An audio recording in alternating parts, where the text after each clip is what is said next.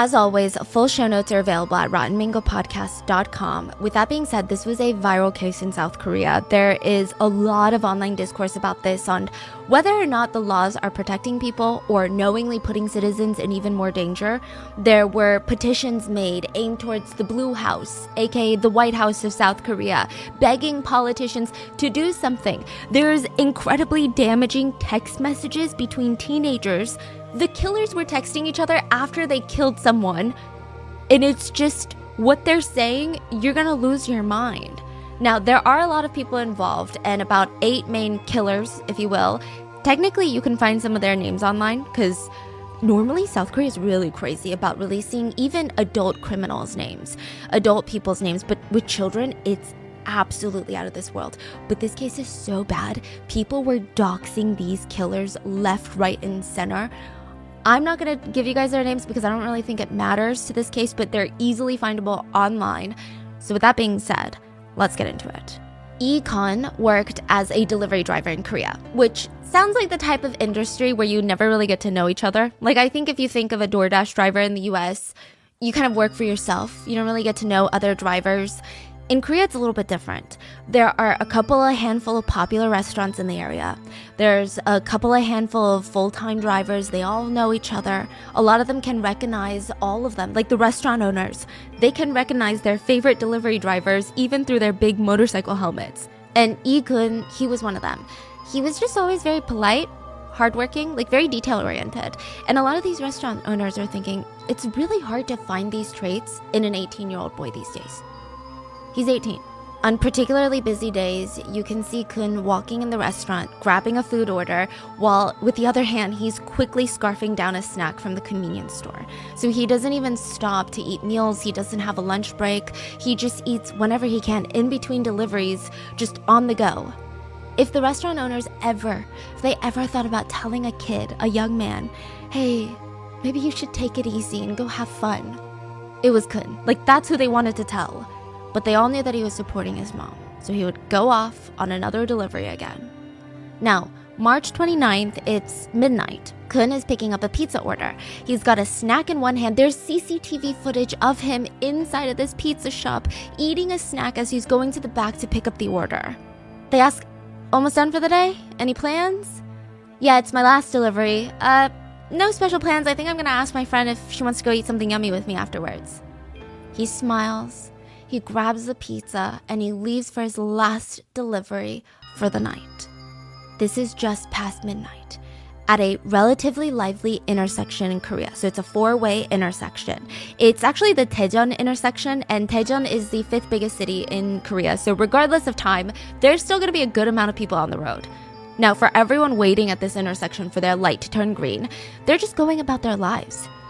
I imagine in this moment, it would feel like time would stop. Or at least for a brief second even. Some saw bits and parts of what happened while they're waiting in their car. Some saw the black car run the red light and book it as fast as they can across the intersection. Some saw the black pieces of plastic and metal just flying through the air to the other side of the street. And some people just saw a limp body laying on the ground. There was like a pool of blood all over the intersection.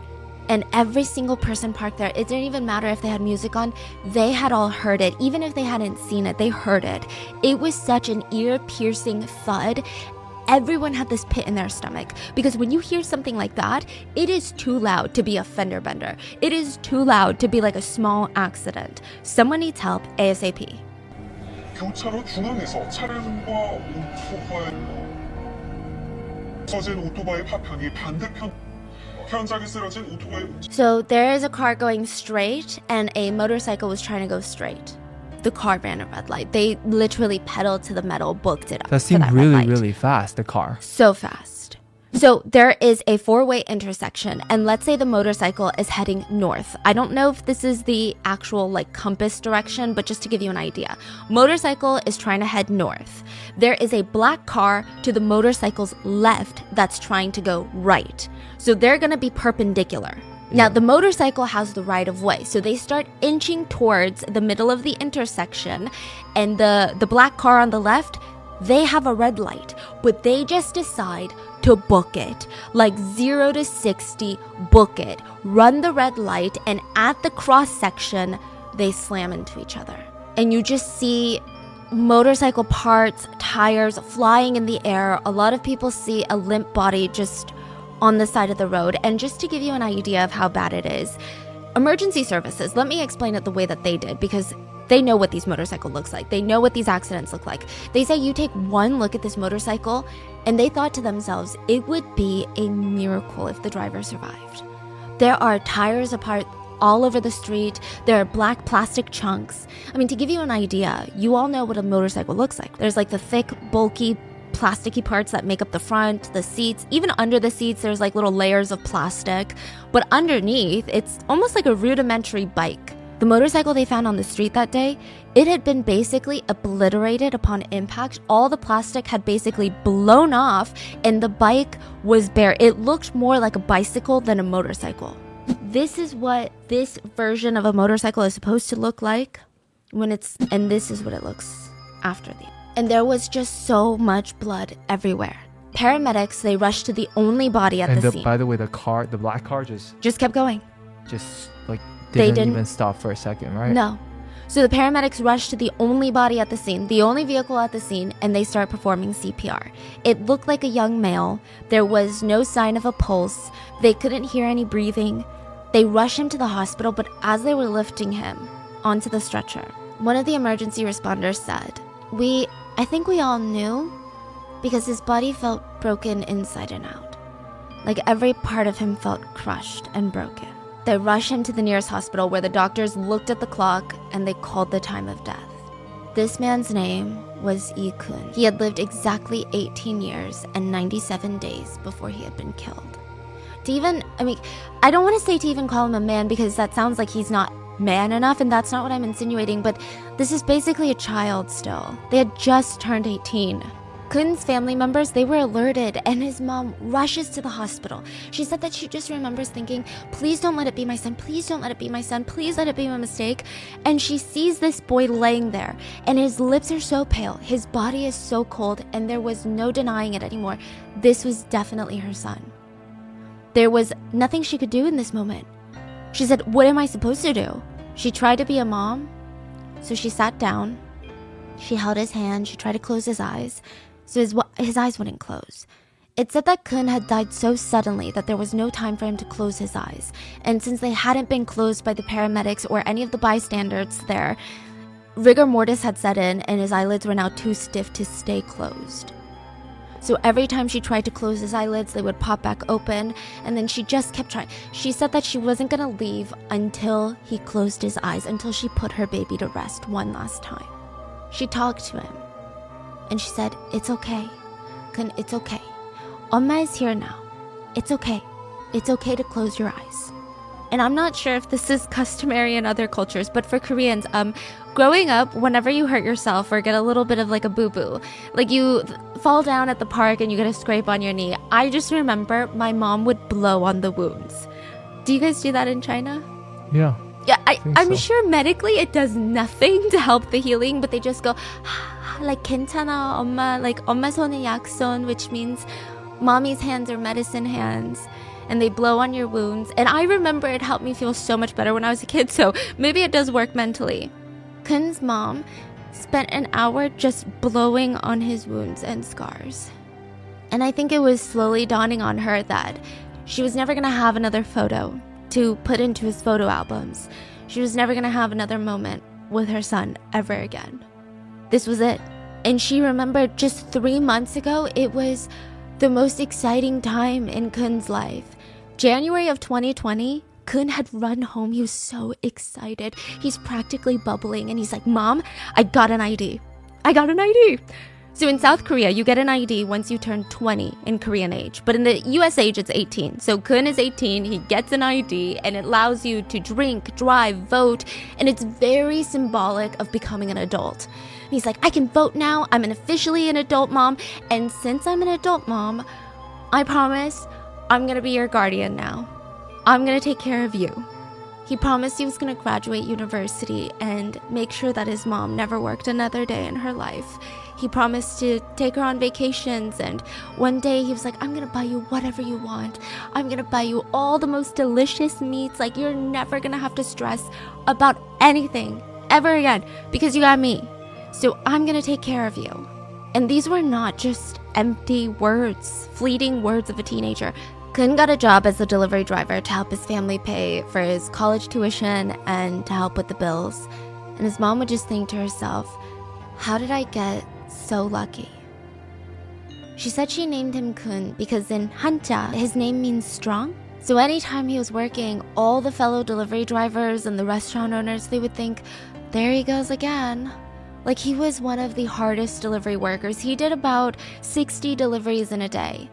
And technically, the city is small, so it's easier to get from one place to another, but this guy never took a break for himself. He just kept thinking about his family, and he just kept going.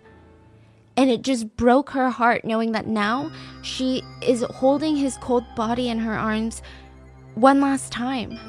After like an hour, finally his eyes close, and she promises her son, I'm gonna take care of it. I'm not gonna make you feel injustice when you're in heaven. She was determined to catch whoever did this to her son. And the problem was, catching them is the easy part. Punishing them would prove to be nearly impossible. So first, let's talk about the accident. This, like I said, is a four-way intersection, and Kun was headed straight. He had the right of way when a car on his left comes in, crashing into him from the side. This is clearly an accident caused by the car on the left that ran the red light. And then they just left him there, bleeding out on the side of the road. They didn't even stop. The crash was so bad, all of the airbags deployed, but they still kept driving. They kept on driving. They did not stop. The police very quickly tracked down the people in the car because eventually the car would not go. The car slowed to a stop and it refused to keep driving because it was completely totaled. The airbags had deployed. It was really bad. The people in the car, there were 8 people in this sedan. So 8 there's 6 13-year-olds How's that possible? So there's 6 people in the back. squeezing in the back? Yeah. They abandoned the car on the street because the car clearly looked like it had been a part of the deadly accident. It clearly wouldn't drive anymore. All of the airbags were out, and they get out on foot and start booking it. They run for their lives, but ultimately they were arrested. The police also tracked down the registered car owner, so the owner of the car. And he was a resident of Seoul, and he was in Seoul at the time of the crash, which is confusing because Seoul is about 65 miles away from Daejeon. So why is your car in Daejeon? Like, do you know any of the people that were in the car? Are they related to you? And he's like, my car was stolen 2 nights ago. Wait, what? So the owner of the car gave a pretty detailed interview about the series of events. He said, I usually finish work around 9 p.m. I come home, park my car in the usual spot in the parking lot. It's my favorite spot. Then I walk into my apartment building. Now, for some reason, in the middle of the night, I woke up at around 3 a.m. I think I was a little bit hungry. So I'm like, maybe I should go to the 편의점, the convenience store, grab a bite to eat, then I get a little food coma, I'm gonna go back to sleep. I was going to walk, but I have to go through the parking lot to get to the 편의점, and I just quickly glance at my little parking spot, and it's empty. My car is gone. I immediately call the police that night, and I'm like, my car is stolen, what do I do? They're like, we'll let you know when we find your car. A full day passes the next day. No call, no updates on the stolen car. I go to sleep that night, I wake up and I hope, okay, maybe today the police are gonna find my car. And they did. Around 3 p.m. that afternoon, they called to tell me that in the middle of the night last night, my car was used to kill someone. He continues. They said that some kids stole my car and got into an accident. There was a victim who died from the accident. When I heard that my car was used as a device for killing someone, my heart was beating so fast. My hands and my body were shaking. I was speechless. And I was speechless to learn that they said it was 8 kids around the age of 13 years old. Were they like 7th graders?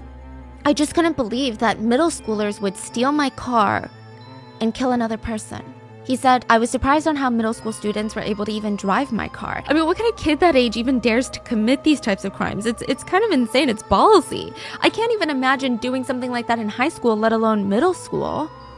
The police end up catching 6 of the 8 killers the same night of the accident.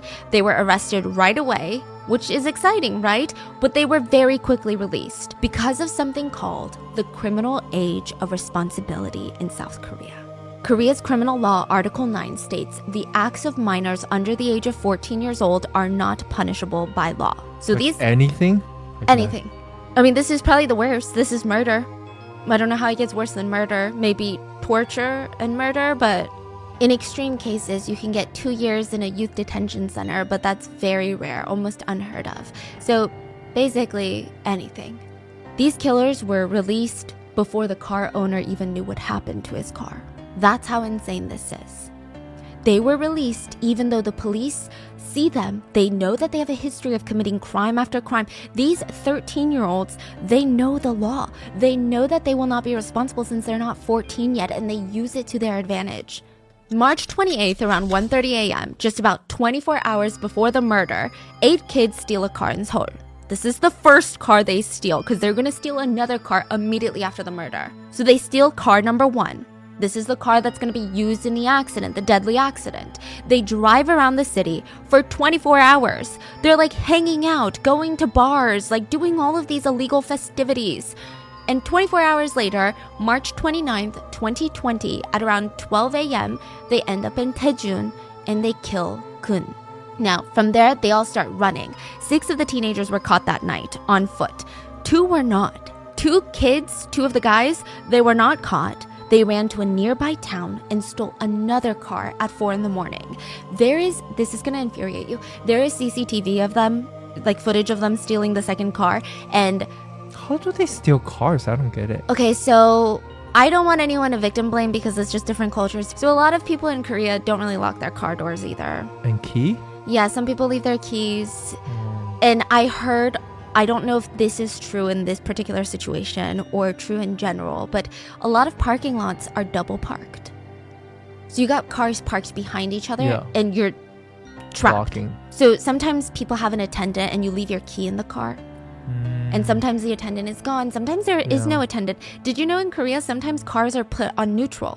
And so if you're, okay, Oh, you can move it? so you push the car out of your way so you can leave. Wow, that's Yeah. so interesting. So the parking culture is there, and typically with theft, especially car theft, it's not that common. Korea is filled with CCTV. It's really hard to get away with stealing, let alone a That's true. purse, but a full vehicle? Yeah, that's Like true. it's pretty intense. Yeah, So they really just these kids probably just really don't care. yeah, like no adult would commit this crime because they would go to prison and it would Yeah. be so easy to catch them. But these kids literally know that they will not be punished, so they don't care about getting caught. So after they use a stolen car to murder an innocent person, they steal another one. And in the CCTV footage, you can see them walking with their hands in their pockets, leisurely, as if they own this world, as if they own this parking lot. They find an unlocked car. The owner would later say that his car key ran out of battery, so he was unable to lock it before he went into the house. I'm not really sure what the reasoning was, but it doesn't really matter. It's still theft. Just because it's unlocked doesn't mean anything. The teenagers find it. They open the doors, start rummaging through the car. They're throwing out all of the owner's documents, insurance papers, just throwing them around the parking lot. They take the car and they leave. The teenagers find the unlocked car. They open the doors, start rummaging through the car, and they just throw out every single document in there. Just insurance papers, anything belonging to the rightful owner of the car. They're throwing it out straight into the parking lot. They take the car and they leave. Now, the owner realizes the very next morning that his car was stolen and he alerts the police. By then, the 2 teens that had stolen the car drove it all the way back to Seoul, and the car was eventually found.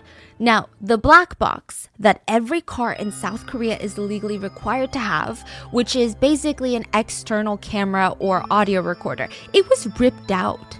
The last 2 perpetrators were found, arrested, and very quickly released. So all 8 of them have been found, arrested, identified, and released.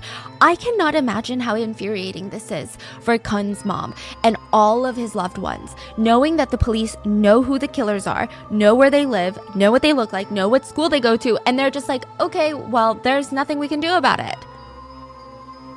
Just to show you how angering this law is, these kids had gotten into trouble with the law multiple times prior to the murder, if not days before the murder.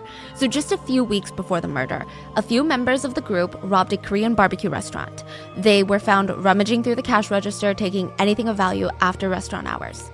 They previously stole multiple other vehicles.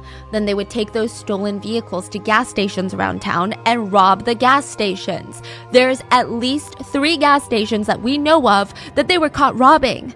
Oh, I have footage of them robbing one particular gas station. In the US, each gas station pump, you can only take credit or debit card. If you want to pay in cash, you have to go inside, pay the attendant the cash. In Korea, I believe you can do it at each specific pump, meaning that there is like a little cash box inside. It's locked, but I guess it's easily breakable, because that's what these kids are after.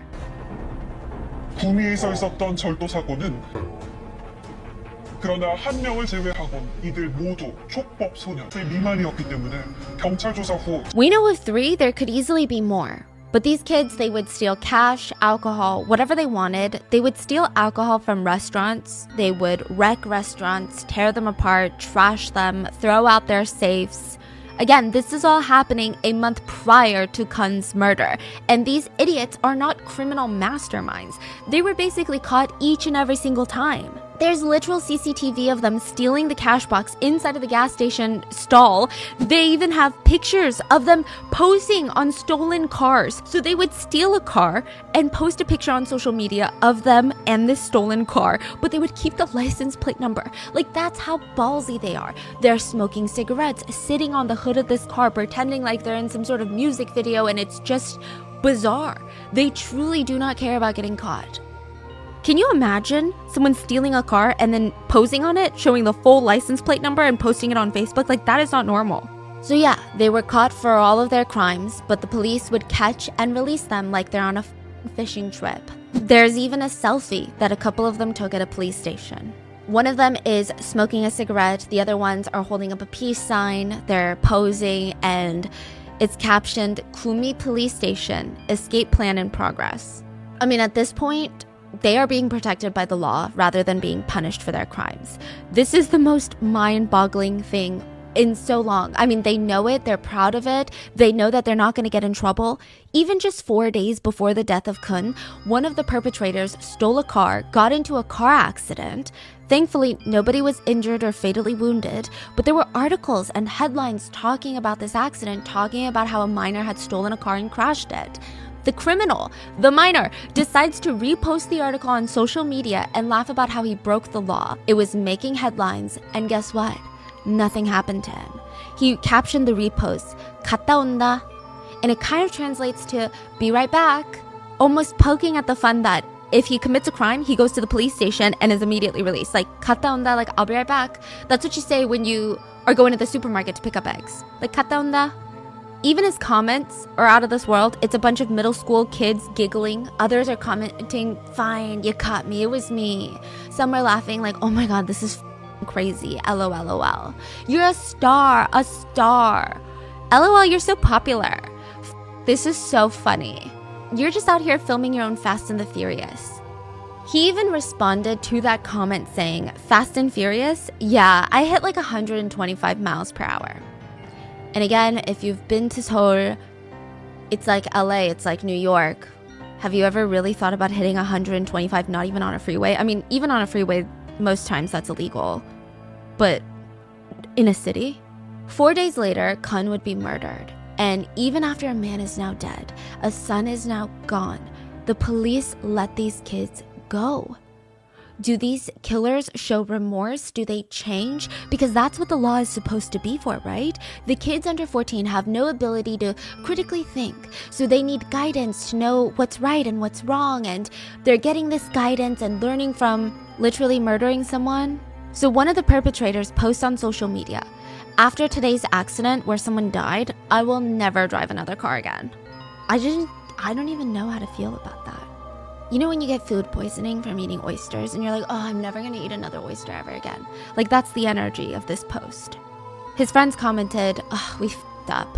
I guess he starts getting some comments of classmates being pissed off at what he did or saying this post isn't funny because he gets very pissed off and he starts responding to these people. First of all, I wasn't the one driving. Second of all, we didn't purposely kill the guy. People need to know something before they open their mouths. It gets worse. Even though the police are clearly not doing anything about it, the public starts hearing about this case, and slowly the identities of these perpetrators are basically getting out. So their social media accounts are getting out. Most of it was due to their fellow classmates being so disgusted by their actions that they would post about them to out them, which, like, good for them. After the murder, some of the teens were actively posting on social media showing zero remorse. One posted a selfie and said, "Please wait for me if I go to jail." Another one said, "One selfie before I go to jail." Another wrote, "I'm gonna go to prison, so write me a lot of letters." No, really, I'm gonna go to jail, so you better write me. And don't say you guys don't have enough time to write me letters. Just write me a letter and send it to me. Wow, they really think it's a joke, huh? Yeah. Another one wrote, "Please write me letters. Let's all be healthy and see you guys after a month. Love you all, my friends." Heart emoji. A few of the other perpetrators were outed because they had incredibly despicable conversations with fellow students. One perpetrator texted her friend, "I killed someone. In Daejeon, I got into an accident and a man died." The friend responded, question mark? What are you rambling about? Are you being serious right now? Yep. They said, yup. Where are you? Right now? Home. At the Daejeon intersection, I got into a car accident. We were all taken into the police station minus the girls. The friend that the perpetrator was texting ended up screenshotting these texts and posting it on social media because they said they were disgusted at the perpetrator's lack of remorse. I mean, even the yup, like just all of it, it was so gross. The way they even conversed about what happened was so disrespectful. I'm so like it's not about you. When the perpetrator found out, they texted this friend back saying, "Hey, you R word. Your friend is on the news and you're sharing our text saying it's crazy? Huh? This is really not normal. It is crazy. Like, you are crazy." Sorry. What? You think I killed that guy because I really wanted to? Huh? But you better not tell your other friends that I'm part of this. Don't even freaking dare. I think everybody already knows it's you. No, they don't. They don't know it's me and redacted. Another killer and his classmates' text messages were also revealed. The classmate texted one of the killers, "Why don't you guys say sorry after murdering someone?" The perpetrator said, "What? You want me to apologize to you? How about to the victim? We're taking care of it on our own, so mind your own business. But you call yourself my friend, but you abandoned me in my time of need?" The classmate responds, "Who wants to be friends with a murderer?" And he responds, "내가 죽였냐?" And I wish you spoke Korean right now, honey, because, okay, for those of you who speak Korean, you're going to understand just that phrase itself. But for those that don't speak Korean, I'm going to try to break it down as best as possible. Now, it does loosely translates to, did I kill him? But it's not that simple. So there's at least 3 ways of saying, did I kill him in Korean. The most proper way is 내가 죽였다고요? Which is honorifics. Maybe the proper way if a police officer was like, "Oh, you killed him," then I'd be like, "Oh, sir, like, are you asking if I killed them?" That's kind of how you're doing it. Then you have the non-honorific way of saying it, which is 내가 죽였어? Which is comparable to did I kill him? So when you read that in Korean through text message, you could read it as, did I kill him? Did I kill him? Wait, did I kill him? Did I kill him? So there's a variety of ways to interpret it. But when you write it with 냐 at the end, 내가 죽였냐? There is no other tone than, what? Did I kill him? That is the only way it's read in Korean. Mm-hmm. Like, no one can say that as like, 내가 죽였냐? Like, it doesn't work. Mm-hmm. It's 내가 죽였냐? That's the only way. So the fact that he's typing it like this, even after murdering someone, like someone is dead, it is so telling. His classmate responds, "Even if you weren't able to fully mature in your head, shouldn't you be able to think with your so-called brain?" But I almost died too. You really crossed the line. Forget friendship. Friendship aside, you crossed the line. Yes, that is why I'm taking time to reflect. I hope you regret what you did. I am regretting and reflecting, but I'm just pissed off that everyone is blaming and cursing us on Facebook. Did you eat something bad? I don't see a single hint of reflection from you. If I were you, I would just be quiet after all of this is said and done. But instead, you guys are going on Instagram Live, laughing, having fun like nothing's ever happened. I don't know if you guys will go to jail or not, but I hope that you guys will never make the same mistakes after this. Even you should know not to cross this line. I'm really ashamed that I ever called you my friend. Don't contact me again. And you know what? Yeah, you deserve to be criticized online. A hit and run, driving without a driver's license? The perpetrator responds, I mean, yeah, fine, you can curse about it if you want to. I mean, even if you think about it objectively, you don't think it's too much? But that still doesn't make me a murderer. If you're not a murderer, isn't just being a bystander to this at fault too? Bystanding is also at fault, but why did you call me a murderer then if I'm not? Who said you're a murderer? You did! Well, I guess you're similar to a murderer. You were in the same car. No, well, murder means a man who killed a man. These text messages were also released to the public, but there's more. One of the girls that was in the group that was at the scene, she texted a classmate that kept confronting her about what she did, and she texted that classmate, don't f with me. The classmate responded, sure, murderer. And she responds, you better stop f***ing around before I run your mom over too. Or do you not even have a mom? So I don't know if there were allegations that her mom had left or if she's being raised by a single dad, but it seems like extra personal. Side note, when these text messages were released, most of the perpetrators' names were blurred, but other classmates and students started outing them.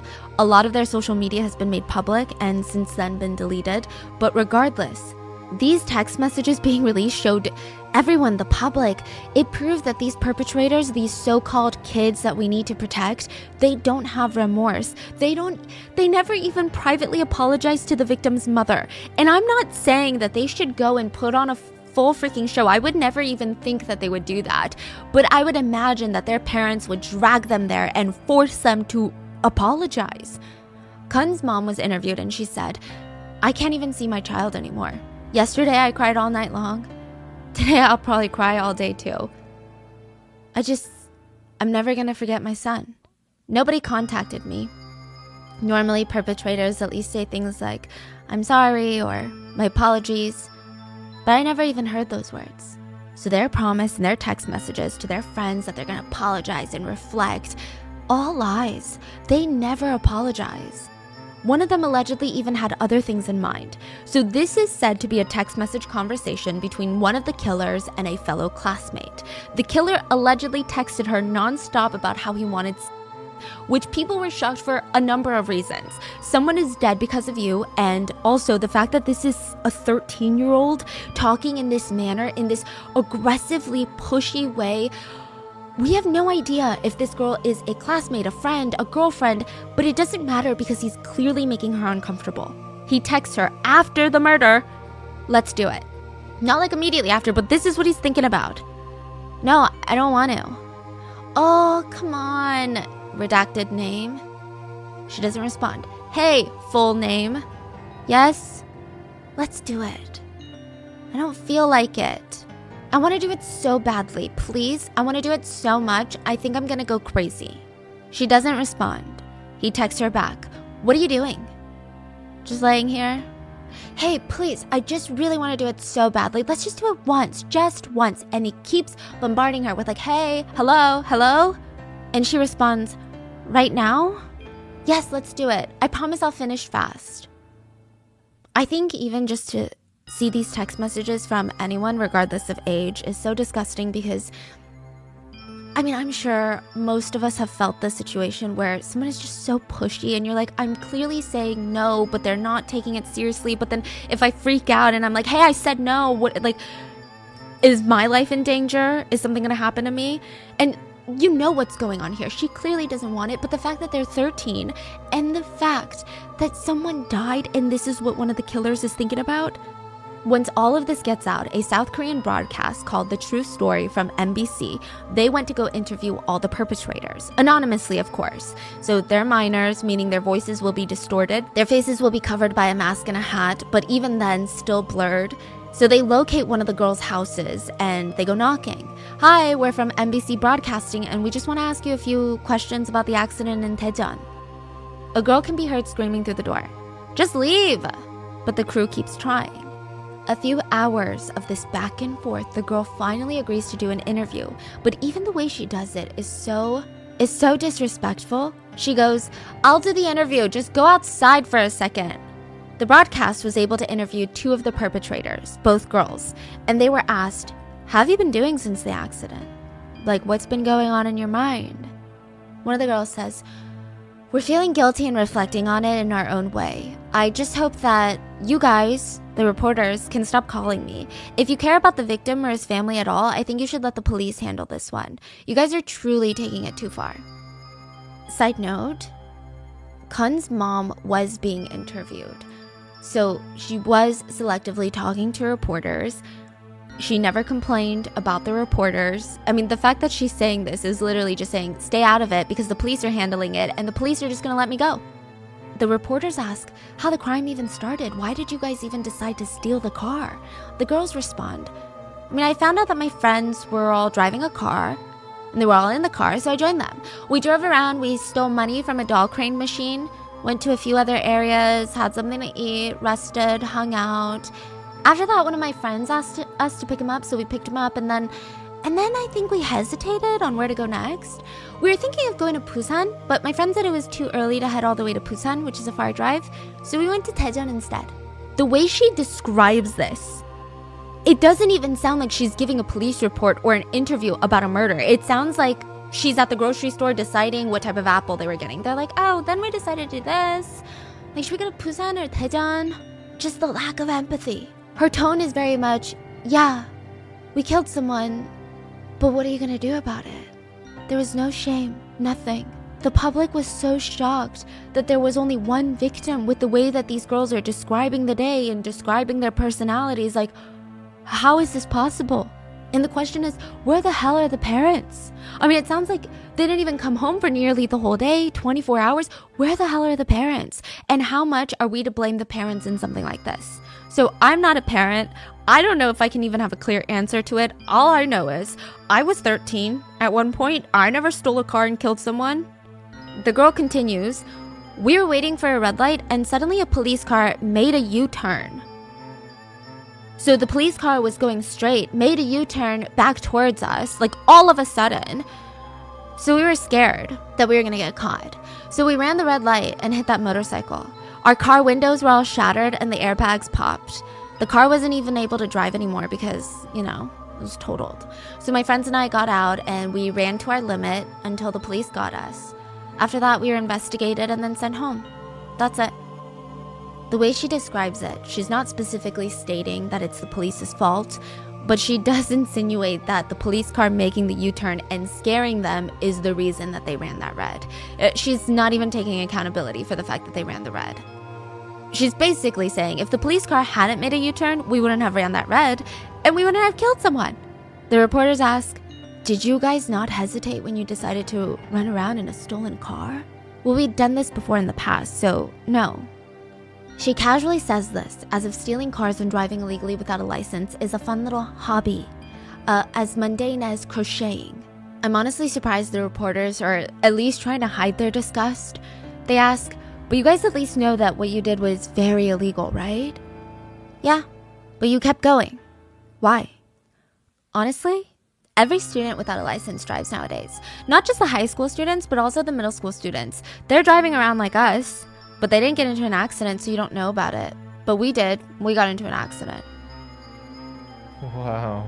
It's like the most unapologetic, entitled response they could have ever given. Even as an adult with a driver's license, I don't think anyone would give this response. Like, not a single person. Do you guys all know about the age of criminal responsibility? Yeah. So it's clear to the public, these monsters knew that because they weren't 14 years old yet, they wouldn't be punished for killing someone. They didn't even think that what they did was even that wrong. Side note, the law does state for a very serious crime, minors can be punished by a maximum of 2 years in a youth detention center, which, couple of things. I hear juvie in South Korea is nothing like juvie in the US. I hear it's a really nice little therapeutic center. where you and your little friends, you and your little criminal buddies hang out and have a good time and play games and play basketball and giggle gaggle. But once this broadcast goes up, people are having a freaking field day, rightfully so. I mean, this was such a blatant disregard for human life. Not only was it disappointing to see that the nation's children, I mean, there were eight young kids who were thinking like this. Have you seen 13-year-olds these days? I mean, they're so woke, they're so politically correct, they're like, I've seen 13-year-olds who are incredible activists, and these 13-year-olds are doing this right now? Like, what is going on? This makes you lose hope for the future. The law basically tells them it's okay to do this. So it feels like this massive failure. Some of the fellow classmates of these perpetrators were interviewed and they said, I don't think they're scared of the law. They used to brag about all the crimes they commit in class. Look, they know the punishment is very minimal since they're 13, and their birthdays didn't pass yet, so they know that they're good. They know a lot of older brothers and friends in the youth detention center. I think even if they go, I heard they're gonna have fun. From my perspective, I think even if they were sent the biggest punishment, which is 2 years there, I think they'll have fun, get out, and continue committing crimes. Okay, fine. If the law says you can't blame the quote kids, if the law says that, I'm not saying that, the law is saying that, can you blame the parents? Because someone has to take accountability, right? The reporters reach out to the mom of the driver. She was interviewed and she said, you know, my family and I are having a hard time too. My son made a mistake. All I can say is, sorry. That's the only thing I can do, and I feel like it's not enough. Okay, fine. Yeah, it's not enough. Here's another thing. The public, we're not emotional idiots. You don't think that we don't know that a perpetrator's family can also be suffering after a crime, but why would you even mention it? It is so gross. I feel like that kind of thinking gives me. Like me. This is what your kids grew up around, and look what they've become. Also, what do you mean you feel like it's not enough? Why don't you get your son to do something then, to apologize to the victim's mom? Like, there's so many more things that you could do. Reporters found another perpetrator's dad who was willing to talk, and he just told everyone that his son is reflecting on his actions, and the reporter said, from what we know, this is not the first crime that your son has committed. Yeah, he's committed a few crimes. The police said it was like 21 crimes. I can't handle him, okay? I just can't deal. Anyway, all I can say is I'm sorry. After hearing from the parents, the reporters went back to the two girls, the two perpetrators, and asked, after all that's been said and done, is there anything else that you want to say to the bereaved family? We're really sorry, but we didn't do it deliberately. It really was a mistake. The person who passed, they don't have any fault in this. Yeah, we know. She continues. It's because we ran a red light, and we think the only thing we can say is sorry. Okay, this is like a pet peeve of mine. This is an absolute pet peeve. But perpetrators who go on the stand, like even in the US, when killers go to court and they verbally say the victim had no fault in it, it drives me nuts. It drives me nuts. There's so many layers to it. First of all, even if they had fault in anything, you don't get to kill someone. Second of all, we know. You are the problem. Like, what are you saying? Why are you suddenly trying to be like an activist for the victim? Like, don't blame them. Nobody was blaming them. Nobody. So who do you guys think should hold the blame? The minors who committed the crime? The parents? Or maybe the problem is the existence of the law itself? So after this case goes viral, a lot of netizens were enraged. They are questioning why this law was even put into effect. A researcher from the Korea Institute of Criminology and Justice said, after the Korean War in 1953, 1950s was a different time. Kids were not as educated as they are today. Most kids weren't getting a strong education, and they were a little bit delayed mentally, physically, emotionally. So we put this law into effect that minors, and every age is classified. So minors under the age of 10 that commit a crime are called law-violating children. Nothing happens to them. Those between the ages of 10 and 14 are classified as law-breaching minors. Nothing happens to them. Then those between the ages of 14 and 19 are called the criminal youth, and something happens to them, but they're not treated like adults. They're still not treated as killers, even if they literally kill or assault someone.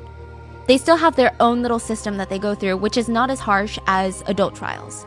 But the biggest problem in Korea are not even the children that are between the ages of 14 and 19, because they still face some consequences to a degree. It seems the biggest problem are between the ages of 10 and 13, because they face no consequences.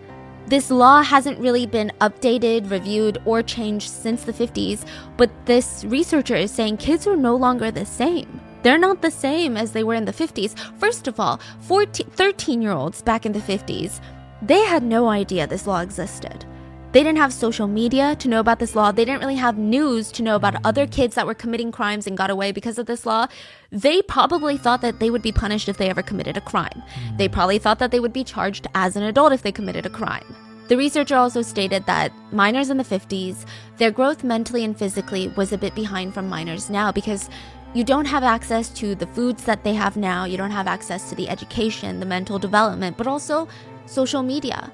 I even see in the US like this conversation, and I don't know where I stand and I don't really have an opinion about this, but people were saying 13-year-olds don't look like 13-year-olds from 20 years ago. Like, even the way 13-year-olds are dressing, talking, and wearing makeup is very different from 13-year-olds even when I was growing up. So they're saying, times are changing, and it's not to say it's for the better or for the worse. Laws need to be updated. According to the National Police Agency statistics, between 2015 and 2018, there were 28,000 cases of minors committing crimes.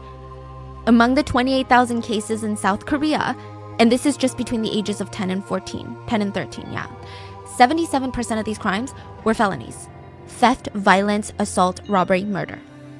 This is not pickpocketing. You say 77%? Of those cases, 28,000 cases. It's like 20,000 cases. Yeah. A police officer even said, these teenagers know that they're not going to be severely punished by law, even if they commit a serious crime. I mean, there are times that these kids just outright tell me, I know I'm not going to be punished. There are some, quote, kids that went viral for having, quote, criminal records. There was one, and I say, quote, criminal records because it's not a criminal record. Like, it's there until they turn 14, and then it basically gets wiped. They're going to grow up to be adults, and no one will know. There was one kid who had over 77 crimes, not a single punishment. Just straight up told the cop, well, it's not like you can punish me anyway. An officer said, young offenders know that the police will let them go home after the investigation is over. They don't even worry about getting caught by the police anymore. Their biggest concern is to commit the crime before they get caught. So if they're stealing money, their biggest priority is to spend all that money before they're caught, so we can't confiscate it. It's not about getting caught. Even if we contact their parents don't care. Even if they're in school and we contact the administrators, these types of kids are already considered too far gone. Nobody wants to help them. So even though politicians are staying firm on this law, and side note, there are a lot of politicians who promise to lower the age of criminal responsibility, meaning minors younger than 14 should be punished. One of them is including President Yoon, the current president of South Korea. One of his campaign points before he was elected into office was to lower that age to 13. I don't know how it's going. He's saying that he has a whole team together to make effect of this law, but it seems like most politicians, for years, they use this as their little talking point, and once they're in that position of power, it is silent. It is crickets. A lot of people don't like it. Why are they not changing? Some people think that, you know what it is? Honestly, I think it's like what happens in the US. Sometimes there is a good thing that could be good for everyone, but people don't like it because they just want to talk politics. So instead of being like, hey, we should lower the age of criminal responsibility, these two political sides, the conservatives and the Democrats, are like, well, let's talk about why these kids are committing crimes. It's because the education system. And then they're like, well, you are the one that blah, blah, blah, blah, blah. And then they're like, well, we think the education system should be blah, blah, blah, blah. And it's like, I feel like both parties just want the same thing, just lower the age. And then, I mean, I do see some points where it's like, yes, it does seem to be a deeper issue than just the law, but I think there are easy ways to fix it. And the argument is that there are a lot of other countries that have their own problems, don't get me wrong, but Japan and South Korea are constantly under fire. They are the two countries that have this set at 13 years old.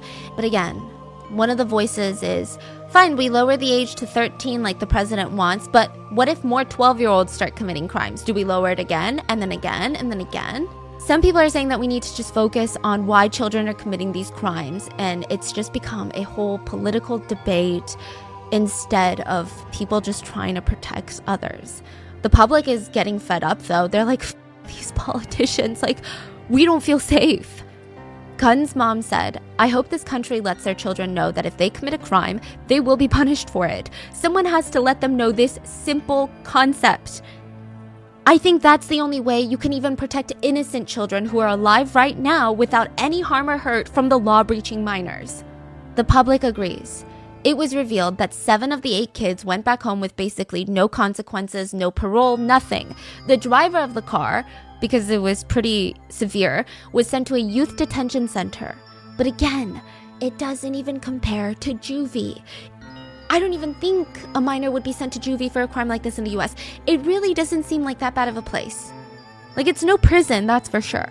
Netizens were outraged. They were commenting things like, the thought that these people can ever change or be fixed is insane to me. Just abolish the law protecting minors. It's clear what's gonna happen. We've seen this so many times. The great, honorable judge presiding over this case will look at these monsters with pity. The judge will say this and that and excuse their behavior for so young, oh, they're so immature. Then the great judge will go home, eat a steak dinner while patting himself on the back. I made the right call today. I'm a good judge. Another netizen commented, times have changed. Minors have changed. Why is the law stuck in the past? These days, you can even buy a knife on the internet. If we forgive them because of their age, they will never learn that they should never do this. Instead, they will learn if we commit a crime, we will be forgiven because we're young. As adults, we have to teach them how to take responsibility for their mistakes. So we covered the bullying cases where most of the bullies, after burning their victims with hot irons, beating them with pipes, beating them to the point of their face being swollen, they never got punished because they were under 14 years old. There are a few other viral cases. July 2018, a middle school girl, she took her own life after she was R-worded by 2 middle school boys. Nothing happened to the boys. They weren't even suspended from school because they were minors. They were 13, so she took her own life. In July 2021, there was a video of a bunch of 13-year-olds harassing random senior citizens for fun. Just complete strangers saying things like, hit me, you oh, you can't. They were not punished either. Can I just say something? Okay. We were recently in South Korea and we saw a lot of teenagers in school uniforms. I think I saw them in school uniforms. Well, we saw a lot of young teens and most of them, they looked like teens you would see anywhere. But there was this one incident where I was in Art Box with a Korean friend of ours and there was like 4 teenage kids, all boys. I have never been that scared of teenagers before. They were standing in the middle of the Art Box and the way that they were talking was so like filthy. I ran around the store avoiding them just so I didn't have to pass them. It was the way that they were talking in the middle of the store so loudly and the curse words they were using. Like, I'm telling you, they're throwing out C-bombs, like just nonstop, some of the worst curse words you could say in Korea. And they would call each other that as like jokes. They'd be like, oh, like just nonstop. And even my friend was like, yeah, like we stay away from kids like this. And we're like both in our 20s, full grown adults. And we're like, okay, yeah, we should avoid them. Like we were scared. It is such a hot topic in South Korea that there's even a whole K-drama talking about juvenile And I guess crime. like Yeah. even like they're scary, but then even knowing these stories, that makes So it even more scary. Because they probably know this too. Oh yeah. That even confirms their belief that they're untouchable. They walk around like they're untouchable. It was bizarre. And the fact that my Korean friend who was born and raised in Korea was like, yeah, we just stay away from them. I'm like, okay, that's weird. There is a K-drama called Juvenile Justice, and it's literally based off of juvenile crimes because it's getting that bad. The netizens came together to post a petition to the Blue House, aka the White House, and it read, please severely punish the teenagers who caused a deadly accident with a stolen car. More than 1 million people have signed the petition, which means the Blue House had to at least respond. But they disappointed most of the public because they stated that they will be looking into revising the law or like, let's think about it. They're just avoiding that conversation, but instead they're saying, okay, fine, we're gonna change the fee to driving without a license. So side note, a lot of rental car companies were under a lot of fire during this case because they were known to rent out cars to minors. this kept coming up. So the Blue House said instead of fixing the law or do anything like the president promised during his whole campaign, during his whole election campaign, we're going to start fining rental car agencies more money. So we used to fine them $80 every time they were found to rent a car to a minor, but now we're going to start fining them $800. Still, that doesn't change Yeah. anything for the kids. Yeah, and it Like, doesn't change anything for anyone. Okay, this random rental car shop owner pays $800, but someone else dies. Like, I don't think that matters. The Yeah. $800, does that matter? The public was not satisfied. They wrote, "A country that guarantees the murderers human rights more than the victims." So the whole concern is that these kids are making mistakes, and when they grow up, they shouldn't have a criminal record. In this world, there are people who don't change even though they get an education, so please abolish this law. A country that is beneficial for perpetrators is nonsense. I feel so bad for the guy who passed away. But maybe we're just all idiots, okay? Maybe the public are idiots and the politicians and lawmakers, they're just educated and smart and they know stuff that we don't know. Maybe these kids have changed. Maybe they're gonna be the next superstar activists of our generation. Maybe they use this incident to learn, grow, and become better. And they make sure that nobody else does what they did. A year or two after the crime, so very recently, reporters found out what the perpetrators were up to now. At least 3 of them were back to committing crimes. 3 of them assaulted younger middle school students and stole their money. Let's call one of the students Student A. He said he was 13 when he was forced to hand over his allowance to them. He didn't realize how serious it was about to get because, it kind of started like a joke. They were just smacking him around saying, "Hey, give me your money." Like a joke. But soon they started hitting him for real, punching him like they were in a deadly boxing match for their lives. They shot him with BB guns. They forced him to bring whatever gold he could find in the house. Student A said that he listened to them, and he did it because they're kind of famous in the nation for being killers, basically. So he was so scared to say no to them. You're kidding me. Yeah. They stole nearly $1,000, and one day Student A said, "I don't have anything else. My family doesn't have anything more to give." They tied him up and beat him for 5 hours straight and burnt his wrist with a lighter. He still has the scars to prove it. Student A was unconscious near the end, and when they basically left him for dead, he realized he couldn't feel his legs. There was something severely wrong. He panicked. He couldn't even move properly. He told his parents what happened. He was rushed to the hospital.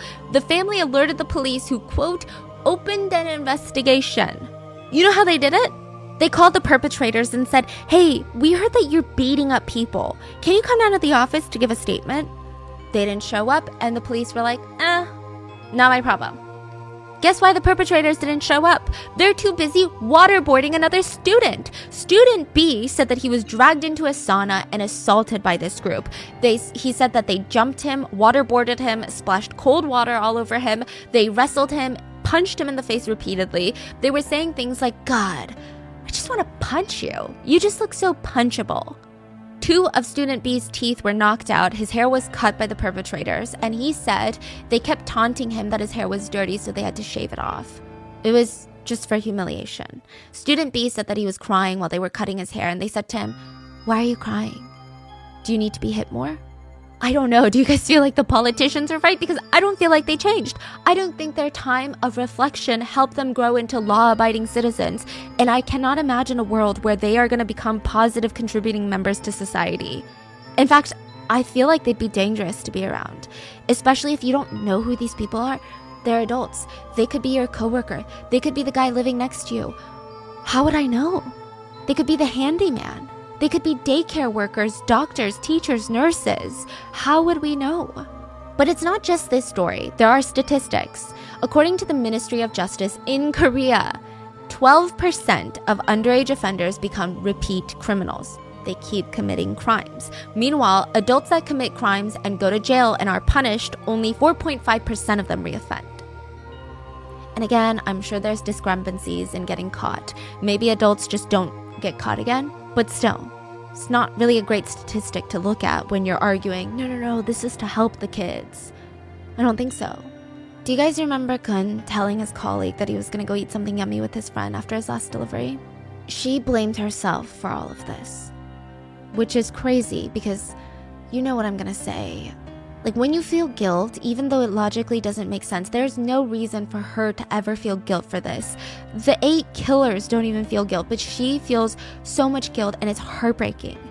She said that around 12:07 a.m. The accident happened at 12:08.